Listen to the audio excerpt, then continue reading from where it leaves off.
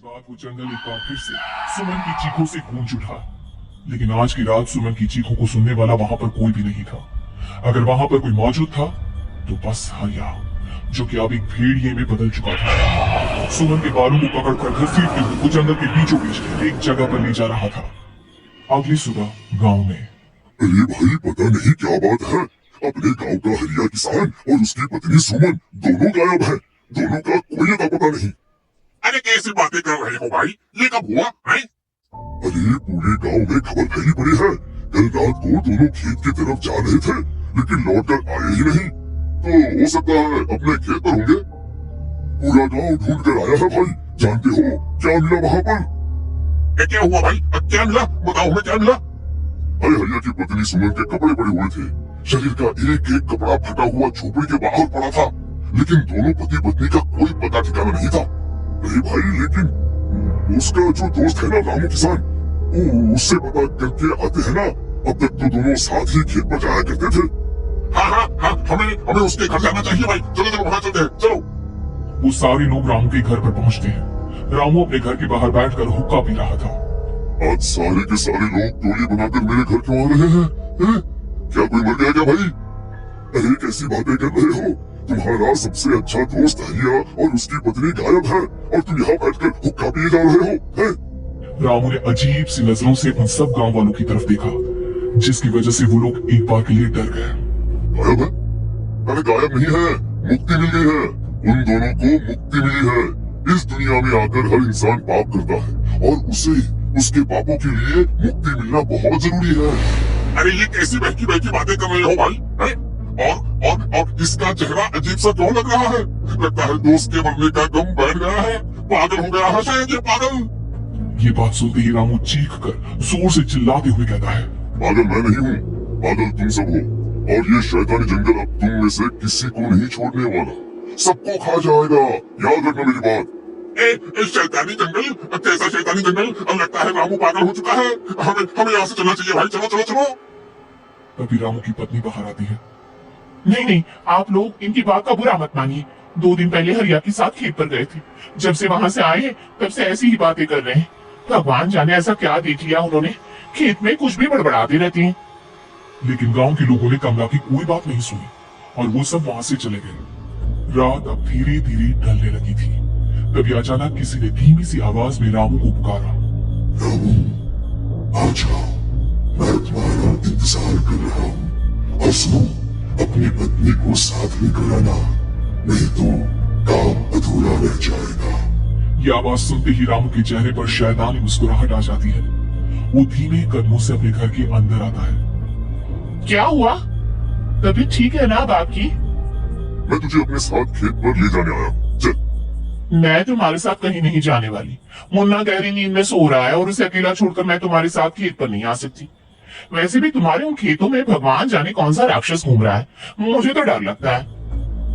रामू गुस्से में दांत पीसता अपनी झोपड़ी से बाहर आ जाता है और कमला गहरी नींद में अपने बच्चे के साथ सो जाती है।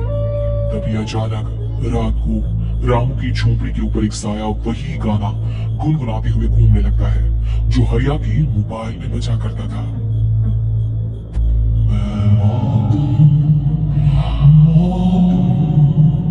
मौत जो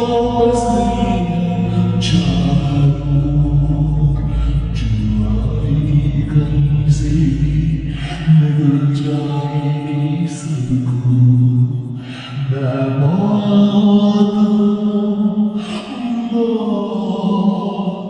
अब मैं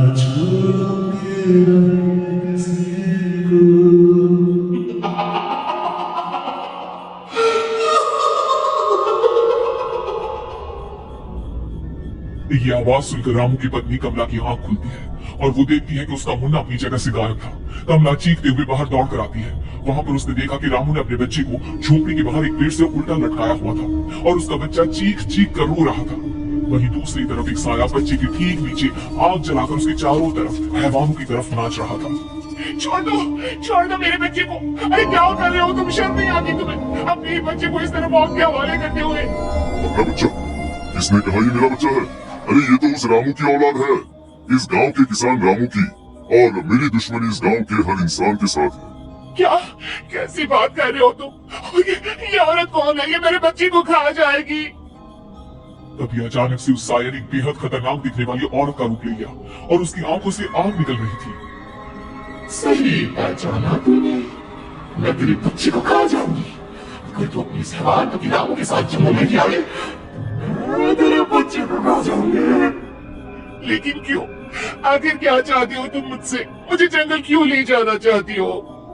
औरत बुरी तरह से ठहाके मार मार कर जोर जोर से हंसने लगी और साथ में ये तो तुझे वहां चलने के बाद ही पता चलेगा ना।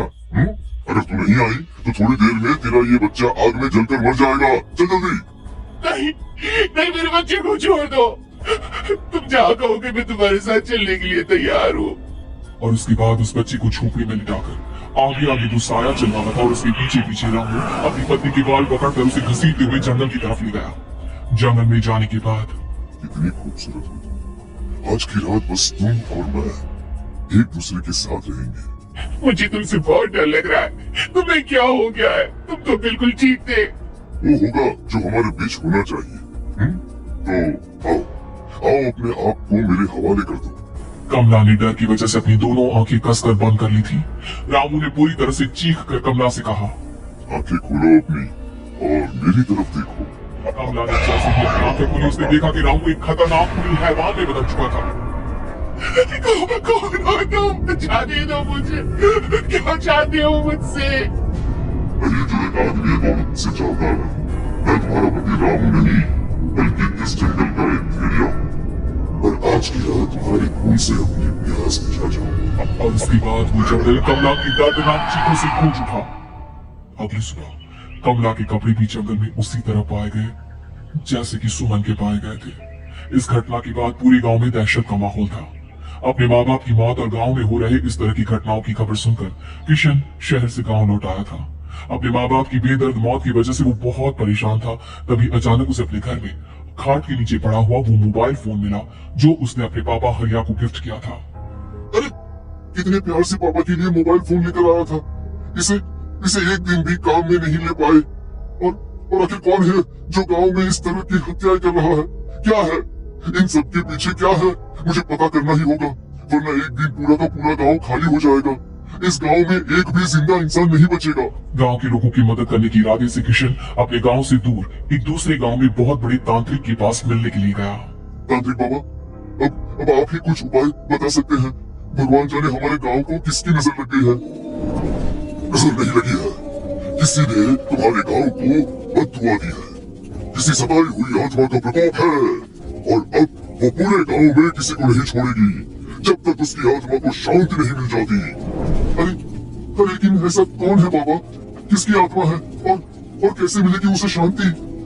मौत है मौत, कहीं से भी आएगी और सबको निकल जाएगी। इससे बचने का सिर्फ एक ही उपाय है, लेकिन उस उपाय को करना आसान नहीं होगा। जो भी उस उपाय को करने की कोशिश करेगा उसकी जान जा सकती है।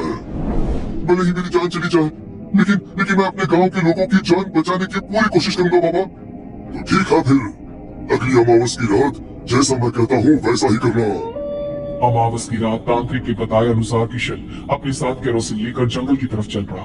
उसके हाथ में देवी के मंदिर का सिंदूर भी था। किशन जंगल के बीचों बीच पहुंचा। ये देखकर उसकी आंखें फटी की फटी रह गई। वहां एक उबलते पानी का तालाब था और कई लोगों की लाश लटक रही थी। किशन की माँ बाप की लाश भी वही थी। माँ, बापू, क्या हो गया? ये क्या हो गया? तभी वहां पर एक औरत और आदमी आते हैं। उन्हें देखकर किशन चौंक जाता है। गोपाल काका, आपकी तो 5 साल पहले मौत हो गई थी। और निर्मला काकी, आप? मौत तो हो गई थी, लेकिन तुम ये नहीं जानते कि हमारी मौत कैसे हुई थी। क्या कहना चाहते हैं आप? कुछ नहीं, बस ये जान लो कि अब इस गांव में कोई जिंदा नहीं बचेगा। लेकिन क्यों काकी? क्योंकि 5 साल पहले इन गांव वालों ने मुझे डायन बताकर पत्थर मार मार के मार डाला। मेरी कोई गलती नहीं थी। गांव का एक बच्चा क्या लापता हुआ, सारा इल्जाम मेरी पत्नी पे डाल दिया। और जब मैंने निर्मला की जान बचाने की कोशिश की तो मुझे भी मार डाला। आपके साथ ये बहुत गलत हुआ काका, लेकिन आप जो कर रहे हैं वो भी सही नहीं है ना? तुम यहाँ से चले जाओ वरना तुम भी नहीं बचोगे। हमारी आत्मा पिछले 5 साल से मुक्ति के लिए भटक रही है। चले जाओ यहाँ से। मौका देखकर किशन सिंदूर उन दोनों के ऊपर डाल देता है। उनका शरीर जलने लगता है और वो भयानक तरीके से चिल्लाने लगते हैं। अगले ही पल किशन उनके ऊपर कैरोसिन डाल देता है और वो दोनों जल जाते हैं। किशन अपने माँ बाप और दूसरी लाशों का अंतिम संस्कार करवाता है और अपने घर लौट आता है, लेकिन वो अभी भी इस बात से अनजान है कि मोबाइल अभी भी बज रहा था। मैं मौत